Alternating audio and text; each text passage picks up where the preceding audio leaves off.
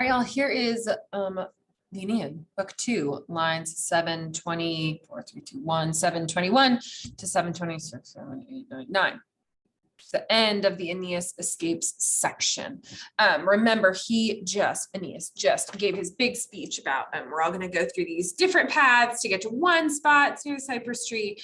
And I'm going to pick you up, hold on to the gods, and hold Ulysses' hands. Creusa, follow, not too far behind. This is them actually doing that. Remember, all of the I's are still Aeneas. So when it's going to say in just a second, right, like I am covered, that's Aeneas. Yeah. Okay. So having said these things, that is a perfect active participle. It's from a deponent verb. Oh, look on the screen, you can see it down here. For fari fatos sum means to speak, to say. It's a deponent verb. So that's a perfect active participle. That's weird. We never see this. So having said these things, I would have put a comma there, but Virgil didn't. And with his colla subjecta, with his neck having been like put down, having been subjected, right? He like literally leans down to put Anchises on his back. That's Aeneas, am covered over my wide shoulders. A little braggy there. He's got big shoulders. Y'all don't tell the rest of the world I just made fun of Aeneas for saying his shoulders were wide. That's a real weird thing to do. I am covered over my wide shoulders by a cloak, by maybe a cloak of the tawny lion. Those are both genitive. That's how I know they go together. As clothing. It's basically saying he had a lion's hide. He laid it on top of him on his shoulders to put Anchises on top of.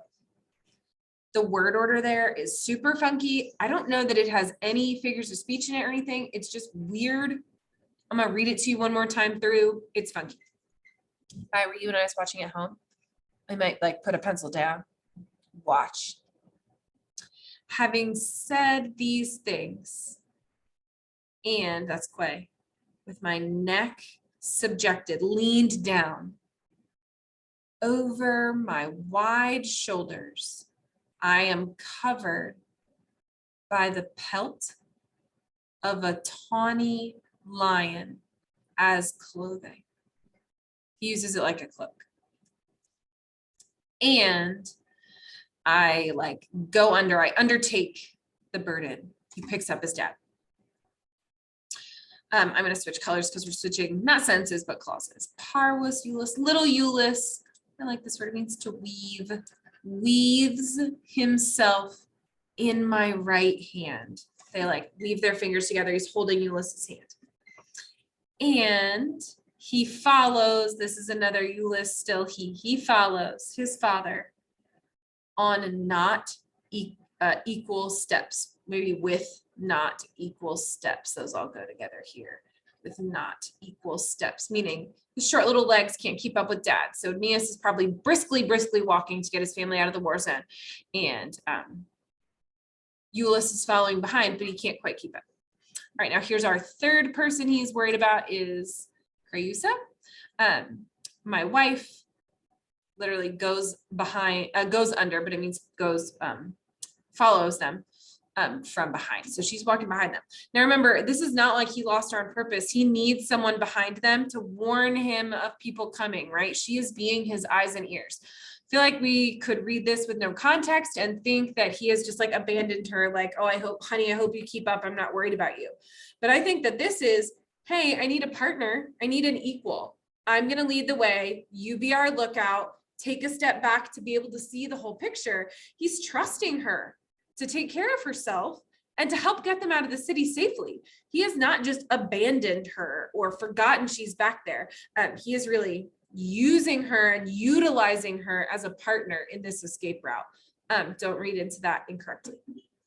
All right, we are carried. That's a present passive. I think I'd probably call that a historical present, right? I'm drawing you into the action. So we are carried through the darkness of places. I think that's just through dark places. And this is the accusative here, and but I'm going to say I. And I, now we're in a big, giant 2-line relative clause. Whom, that's the direct object. The subjects are tella and graii. The verb is moebant. So the simple version without all the poetic details is, and I, whom weapons and the Greeks did not move until recently. That's what duda means. What a dumb word. Whom, so I, whom the weapons and the Greeks did not move until now, was scared. Basically, what these last 2 lines are going to say, and I was scared. But let's get all those details. So, and I, whom, not any, like any thrown spears, any thrown spears. I'm going to double underline those to show you they go together.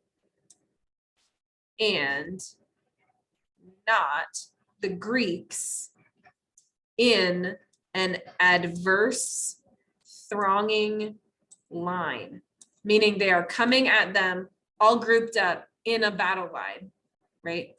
Did not move until recently. Whom, until recently, any thrown spears and the Greeks in an opposing thronging line did not move, right? They did not scare him until recently. Now, can you see how we've kind of contrasted the until recently and then now? Every wind, all the winds, all the breezes, each breeze frightens, that's your verb, me. So we finally got where it goes. So, and now all the breezes, all the little noise terrify me, whom until recently not any, maybe any thrown spears did not move, or Greeks in an adverse thronging line. Every sound excites, gets worked up, frightened. I don't love frightened. It's like it incites you. It makes you jump. Like the suspenseful, anxious, maybe the anxious and fearing me again, right? Scares me, anxious and fearing equally, both for my comrade, that's Iulus Ascanius, right? In the last section, he said, may he be my comrade, right? So fearing equally, both for my comrade and for my burden, that's in case Jesus on his shoulder. That is, again, weird grammar. Let me point you through it again. If I was at home, put that pencil down, look up, watch the Latin. So, and now all the breezes terrify me, whom until recently any thrown spear and the Greeks in an adverse thronging battle line did not scare. Every sound excites me, again up here, anxious and fearing equally, both for my companion and for my burden. So you'll notice he is scared for Iulus, whose hand he's holding, and for Anchises, who he's carrying. He's not scared for Creusa.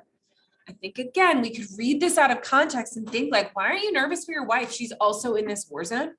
But I really do think that he's not nervous for her because he trusts her to take care of herself. He's like, she's out there being my eyes and ears. She's helping me get them through. I'm not worried about her because she's going to be fine.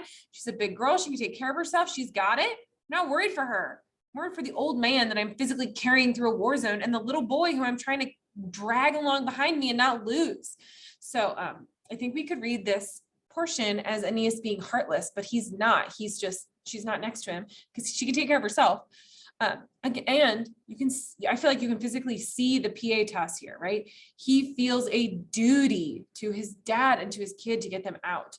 That is the embodiment of that Roman idea, pietas, that you are bound to your father or to your parents, really, and your kids, right, to take care of them. That's exactly what he's doing. So those are kind of the two big takeaways. He didn't abandon Creusa, and pietas embodied right here.